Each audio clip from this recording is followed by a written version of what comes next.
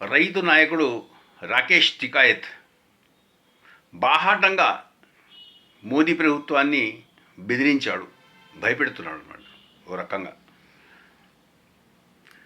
ఆనాడు దాదాపు 25 లక్షల మంది రైతులు ఎవరైతే రెడ్ ఫోర్ట్ మీద దాడి చేశారో, అది రెడ్ ఫోర్ట్ మీద కాకుండా పార్లమెంటు మీద చేసేసి ఉంటే ఈ పాటికి భారతదేశం బంగ్లాదేశ్ రిప్లికాలాగా ఉండేది. ప్రస్తుతం బంగ్లాదేశ్లో ఏదైతే పరిస్థితి జరుగుతుందో ఆ పరిస్థితి ఆనాడే భారతదేశంలో వచ్చి ఉండేది, మేము కనుక చేయలేదు అని చెప్పి బాహటంగా ఆయన చెప్పడం జరిగింది. ఇది ఇట్లా ఉంచగా పక్కనే ఇంకొక మాట కూడా చెప్పాడు. అనవసరంగా మమతా దీదీ ప్రభుత్వాన్ని ఒక ఫేక్